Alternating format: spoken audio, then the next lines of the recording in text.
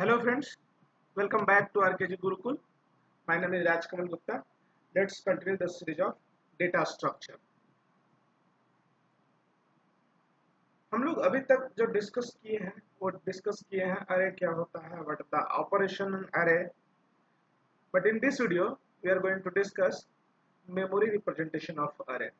How array, how we can store an array into the computer memory. So let's start. Memory representation होता क्या है? So basically it is the way to store the element of an array into computer memory. जैसे हमने पहले भी discuss किया है कि array is the collection of homogeneous data type and it is going to store all element in contiguous memory location. That means all memory location is in sequence. All element is going to be stored in memory location in sequential manner. जब भी हम लोग एक अरे define करते हैं उस time computer का मेमोरी मैनेजमेंट हमें अरे डिफाइन करने के लिए fix amount of memory allocate करता है। जैसे कि अगर हम किसी पर्टिकुलर प्रोग्रामिंग में इस्तेमाल कर रहे हैं something data type and name of the array and the length of the array, इसका मतलब ये है कि हम एक अरे डिक्लेयर कर रहे हैं जो एक पर्टिकुलर डेटा टाइप के एलिमेंट को स्टोर कर सकता है and maximum number of element उसमें जो होंगे वो उसके लेंथ से आइडेंटिफाई होंगे। अगर हम इस तरह से डिक्लेयर करते हैं तो इसका मीनिंग ये है कि मेमोरी मैनेजर हमें कंप्यूटर मेमोरी में स्टोर करने के लिए जितना हमारा लेंथ होगा अरे का multiplication with size of the data type, जो भी वैल्यू कैलकुलेट होगा उतना मेमोरी मैनेजर हमें कंप्यूटर मेमोरी में एलोकेट करने के लिए स्पेस प्रोवाइड करेगा। यानी कि एक अरे का जो मेमोरी एलोकेशन होगा वो एलोकेशन होगा लेंथ ऑफ द अरे multiplied by size of a data type, जो भी हम डेटा टाइप जैसा इस्तेमाल करेंगे। एग्जांपल के तौर पे अगर हम लिखते हैं किसी सी प्रोग्रामिंग में int arr5, इसका मतलब we can store 5 element of integer data type into an array named as arr। अगर हम ऐसा लिखते हैं तो इसका मतलब ये है कि हमें कंप्यूटर मेमोरी में स्टोर करने के लिए arr को स्टोर करने के लिए जो मेमोरी लोकेट होंगे वो होंगे 5 multiplied by 4 that is equal to 20, where 5 is the length of array and 4 is the size of integer। तो इसके लिए हमें मेमोरी एलोकेशन जो होगा वो 20 बाइट मेमोरी मैनेजर हमें कंप्यूटर मेमोरी में एक 20 बाइट का मेमोरी लोकेशन प्रोवाइड कर देगा। अब क्वेश्चन ये है कि उसका रिप्रेजेंटेशन कैसे होगा, मेमोरी में उसका एलोकेशन कैसे होगा। तो एग्जांपल है, मैंने एक दूसरा एग्जांपल लिया है। So let assume that xyz एक इंटीजर अरे है जिसमें 5 एलिमेंट रखा जा सकता है और हमने जो एलिमेंट स्टोर करके रखे हैं वो रखे हैं 4 6 2 9 1। दैट मीन्स सिक्वेंशियली 4 6 2 9 1 हमारे कंप्यूटर मेमोरी में एलोकेट होगा। सिंस हमने 5 लेंथ लिया है और एक इंटीजर का साइज 4 बाइट है, इसलिए मेमोरी मैनेजर हमें 20 बाइट का मेमोरी लोकेशन प्रोवाइड करके देगा कंप्यूटर मेमोरी में। लेट्स अज्यूम दैट ये हमारा एक कंप्यूटर मेमोरी लोकेशन है। तो जैसे ही हमने अपने प्रोग्रामिंग में इंटीजर डेटा टाइप का एक अरे बनाए जिसका लेंथ अगर हमने 5 एज्यूम किया है तो हमें एक 20 बाइट का मेमोरी एलोकेट करके XYZ के लिए मिल जाएगा, जिस मेमोरी लोकेशन पे हम एलिमेंट को रखेंगे। सिंस इसका स्टार्टिंग एड्रेस 104 से हो रहा है, लेट एग्जांपल हमने यहाँ पर अगर 104 लिया है कि इस स्ट्रिप नंबरिंग में 104 से 20 बाइट का मेमोरी लोकेशन इस XYZ के लिए एलोकेट हो रहा है, तो हम लोग कहते हैं कि इस XYZ का बेस एड्रेस 104 है। Base address that means the starting address from where we are going to start the storage of array।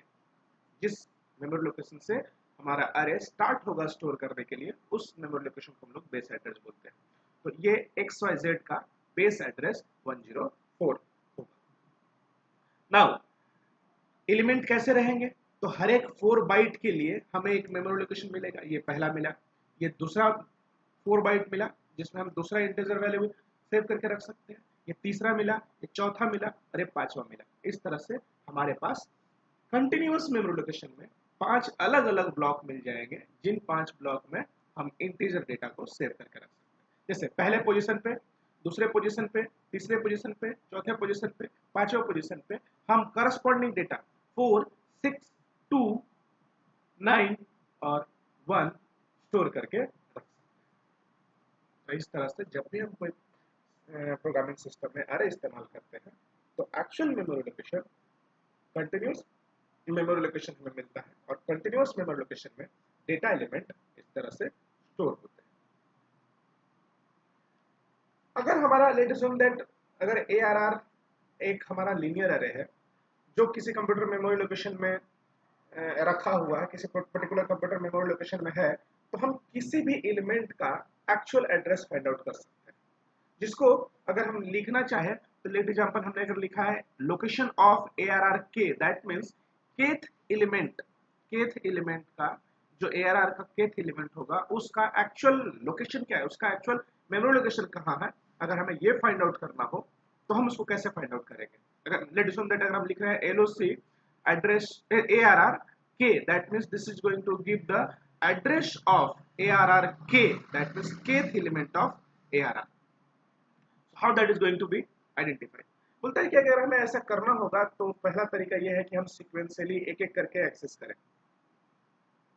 तो हम हर एक एलिमेंट को सीक्वेंशियली सक्सेसिव मेमोरी शेल्स को एक्सेस करें, बट कंप्यूटर इस तरह से सेव करके नहीं रखता। कंप्यूटर हमेशा अरे का बेस एड्रेस सेव करके रखता है, जो फर्स्ट स्टार्टिंग एड्रेस होता है ARR का, और इसी बेस एड्रेस के बेसिस पर हम सारे एलिमेंट के, हर एक एलिमेंट के एड्रेस को आइडेंटिफाई करते हैं। अगर हमने बेस एड्रेस बोला, बेस एड्रेस बोल रहे हैं, इसका मतलब ये होता है ये बेस एड्रेस सबसे फर्स्ट एलिमेंट का एड्रेस सेव करके रखेगा, और इसी के बेसिस पे जितने भी एलिमेंट आएंगे उन सब का ट्रैक भी इसी बेस एड्रेस से कैलकुलेट होगा। तो कैलकुलेट कैसे होगा?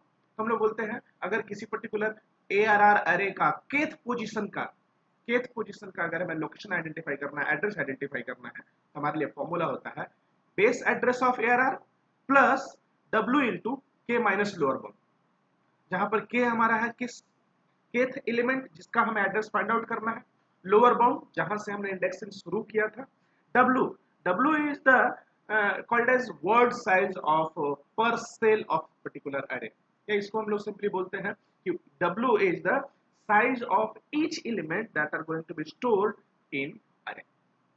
So इसके बेसिस पे हम कैलकुलेट करते हैं। लेट एग्जांपल लेते हैं, लेट अज्यूम दैट हमारे पास एक ARR नाम का अरे है जो एक लीनियर अरे है, मतलब एक नॉर्मल सिंपल अरे है जिसमें हर एक एलिमेंट को स्टोर करने के लिए हमने 1 बाइट का डेटा इस्तेमाल किया था, 1 बाइट का मेमोरी इस्तेमाल किया था। हर एक हमने एक ऐसा एलिमेंट रखा है जिसका data type 1 byte data storage लेता है। तो अगर हमने ऐसा कर रहे हैं तो क्या होगा, सबसे पहले मेमोरी लोकेशन में पर्टिकुलर एलिमेंट हमारे इस सीक्वेंशियल में रखे जाएंगे। पहले वाले लेट अज्यूम दैट अगर हम बोल रहे हैं कि 200 से शुरुआत हो रहा है तो पहले वाले लोकेशन पे ARR फर्स्ट स्टोर होगा, दूसरे वाले लोकेशन पे ARR 2 स्टोर होगा, और इसकी काउंटिंग लेट अज्यूम दैट 200 से शुरुआत होकर के आगे बढ़ रहा है। इसका मतलब यह है कि हमारे ARR अरे का बेस एड्रेस 200 होगा। नाउ लेट अज्यूम दैट हम बोल रहे हैं कि what is the address of ARR 6, what is the address of ARR 6, मतलब जो ARR 6 है उसका एड्रेस हमारे मेमोरी लोकेशन में कितना है, हम इसको कैलकुलेट करेंगे। हमारे पास फॉर्मूला सेम रहेगा, हमारे पास फॉर्मूला ये क्या है, location of ARR k is equal to base address plus W into K minus lower bound. इस पर्टिकुलर केस की बात करें तो W का वैल्यू होगा 1, क्योंकि हर एक एलिमेंट 1 बाइट डेटा स्टोर कर रहा है। K का वैल्यू होगा 6, क्योंकि हमें 6th एलिमेंट के लिए आइडेंटिफाई करना है। लोअर बाउंड हमारा होगा 1, क्योंकि हमने इस 1 पोजीशन से इंडेक्सिंग शुरू किया था, और बेस एड्रेस हमें 200 दिया हुआ है।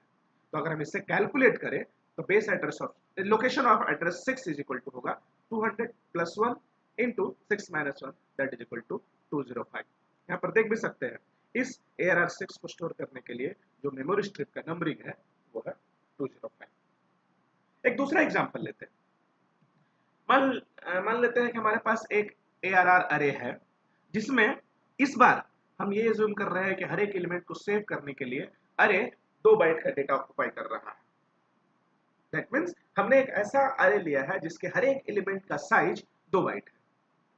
हमने जैसे ही अरे डिक्लेयर करेंगे उसका मेमोरी में रिप्रेजेंटेशन हो जाएगा।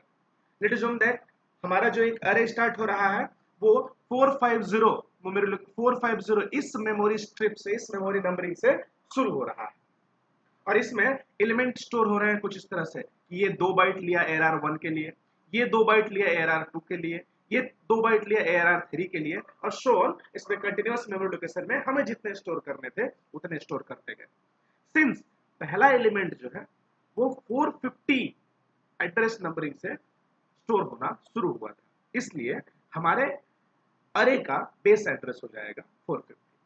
नाउ अगर मान लो हमने इस पर्टिकुलर अरे के 16th एलिमेंट का सीक्वेंस में जो नीचे आ रहा था 16th एलिमेंट का एड्रेस फाइंड आउट करना है, कैसे करेंगे? फॉर्मूला अभी भी हमारे लिए सेम रहेगा, location of ARRK is equal to base address plus W into K minus lower bound, but यहाँ पर चेंज हो जाएंगे, हमारा बेस एड्रेस हो जाएगा 450। W इज इक्वल टू यहाँ पर हमें मिलेगा 2 बाइट, क्यों? क्योंकि हर एक अरे को सेव करने के लिए हमें चाहिए 2 बाइट का मेमोरी लोकेशन। K का वैल्यू हमें मिलेगा 16, क्यों? क्योंकि हमें 16th एलिमेंट का एड्रेस फाइंड आउट करना है। और लोअर बाउंड हम शुरुआत कर रहे हैं 1 इंडेक्स पोजीशन से, इसलिए लोअर बाउंड हमारा हो जाएगा 1। इन सारे को अगर फार्मूला में पुट करें तो हमें मिलेगा location of ARR16 is equal to 480, यानी कि जो 16th एलिमेंट होगा इस अरे का वो 480 पोजीशन पे, यानी 480 मेमोरी लोकेशन पर स्टोर होगा। तो इस तरह से हम किसी भी अरे के कोई भी एलिमेंट का एड्रेस आइडेंटिफाई कर सकते हैं। Thank you. अगर आपको ये वीडियो अच्छा लगे तो प्लीज लाइक करें, कमेंट करें, और जितना ज़्यादा से ज़्यादा हो सके शेयर करें। और अगर आपने हमारे चैनल को अभी तक सब्सक्राइब नहीं किया है तो सब्सक्राइब करें। थैंक्स।